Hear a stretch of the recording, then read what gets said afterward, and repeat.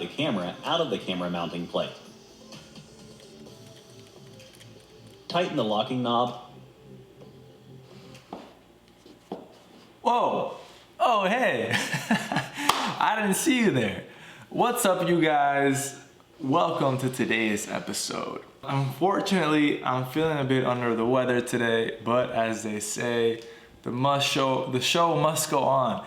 And if you're new here, my name is Gabriel Perez Silva. I'm a fashion and celebrity photographer based out of New York City. Hit that subscribe button, and this is some of my work. For today's episode, if you notice the Rona next to me and a bit of the mess, there's a lot of changes coming, a lot of gear is getting updated, the home is getting remodeled, but all this means better content, better quality videos for you guys. It occurred to me that there's a lot of questions that people have that pop up on Reddit forums, Facebook groups about photography that aren't always answered in videos exactly to the point of the question. So I put out a little Q&A poll on my story last night and collected other questions I saw around these groups that I follow. And I wanted to go in and make a video answering some of these questions to the best of my ability. And I'm gonna be putting chapters. One is gonna be beginner, one is gonna be intermediate, and one is gonna be more advanced type questions. So wherever you fit, you belong more in these types of groups. You can just skip through to that grouping of questions that might be better geared towards the ability level that you are and what you may be looking for. So let's get right into it and start off with beginner level questions. Now that I'm a bit more presentable, it's time to get started, and we're gonna go straight off with the beginner questions. Now, just because they're beginner doesn't make them any less important than the intermediate or expert questions.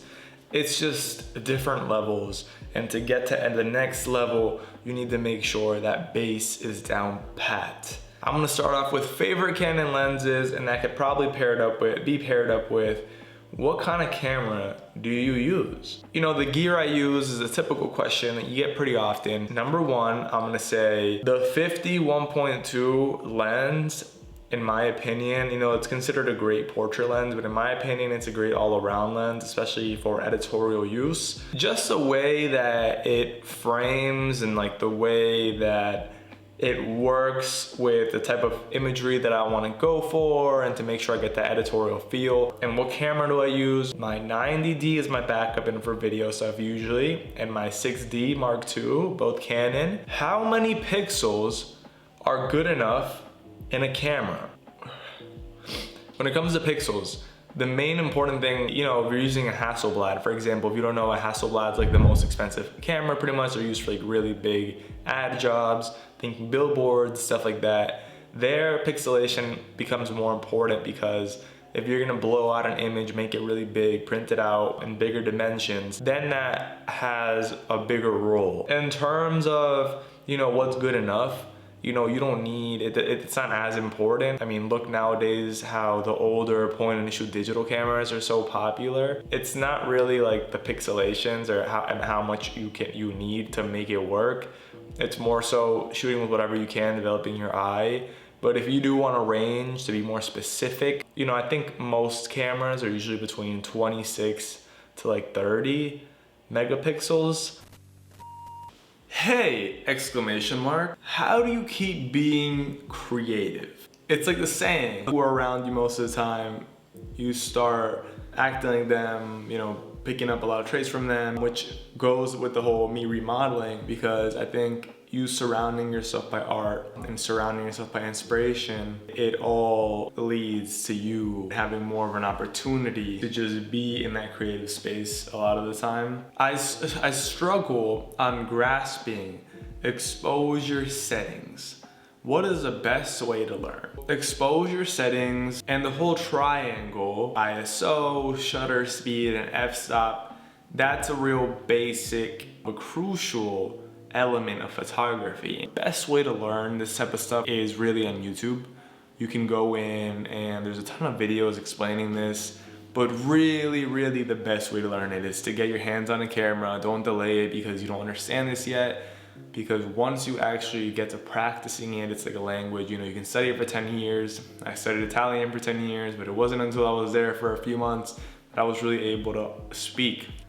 How do you apply to your pictures in Lightroom Classic presets? How do you apply presets to your pictures? Lightroom Classic.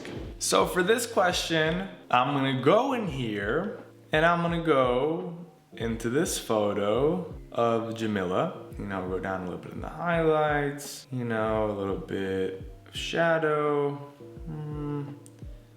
Give a little contrast. I'm gonna go down a bit. And then blues. You know, whatever, simple, didn't do too much to it, right? But let's say we want this to be a preset on Lightroom. As requested, we go here, we create preset, and we can choose the ones we want in it or not to be applied when we use this filter. Then we do create. Now, once it's created, it'll appear here. Intermediate. How did you start working with brands? Did you reach out to them? You're my fave. Ella, you're my fave too. Don't think I don't notice those of you who support me. Like I said, I don't always reply because Instagram and the social media is a bit too much for this guy sometimes. But I do highly appreciate you always supporting me.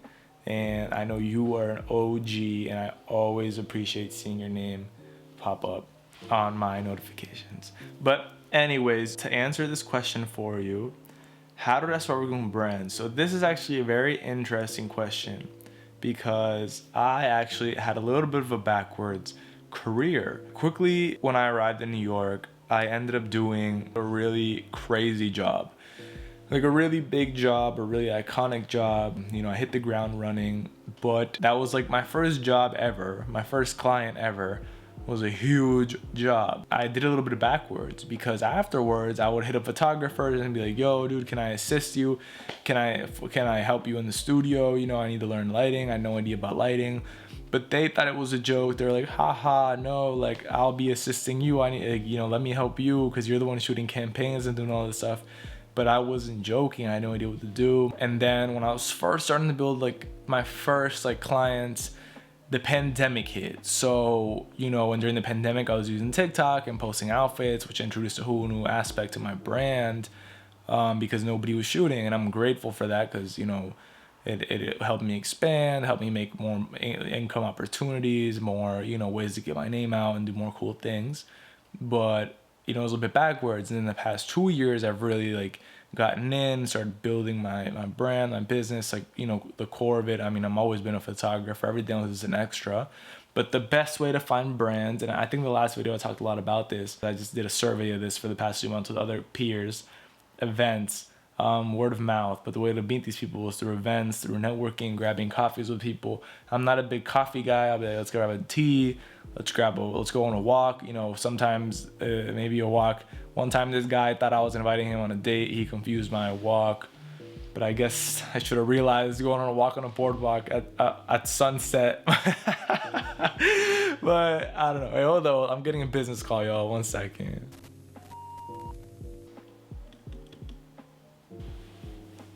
As the video goes on, I feel still more and more sick. But just getting a little bit cozy for the rest of the video.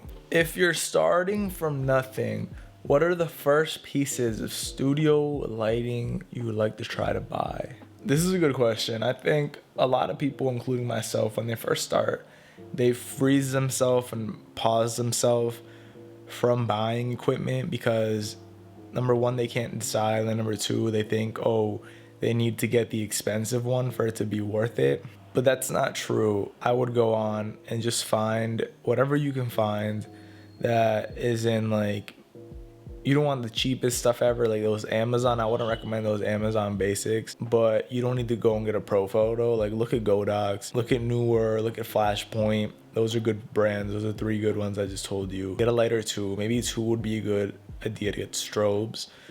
Make sure they're Bowens mount. It's like the most compatible modifier mount. And then I would say get an octo box. Usually people just get the 4-corner softbox.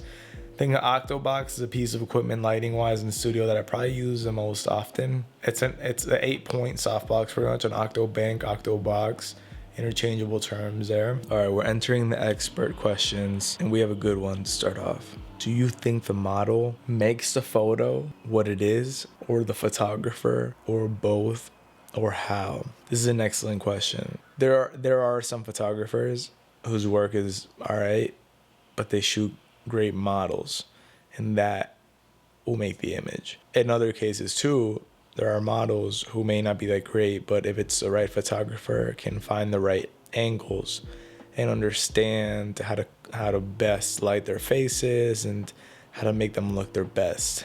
But the real answer, which is the third choice, is a combination of the both. A duo that understands both of their roles very well, and you see that more and more, understand that more and more as you shoot. Even just the other day, I was on set shooting somebody, and I was thinking about that, and it really does make a difference. It really impacts the quality of the image.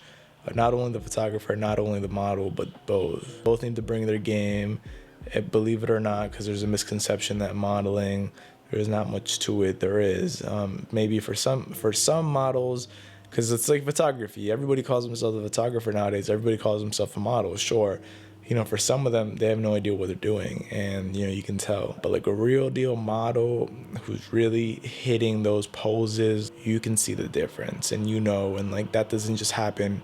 Like you practice, bro. You train for that, like there's real practicing and elements that go into that to becoming that, and you master that and you own that, and you live that. There's like a real distinction between a trained and real agency model, and even then there's a distinction between those and like the top models.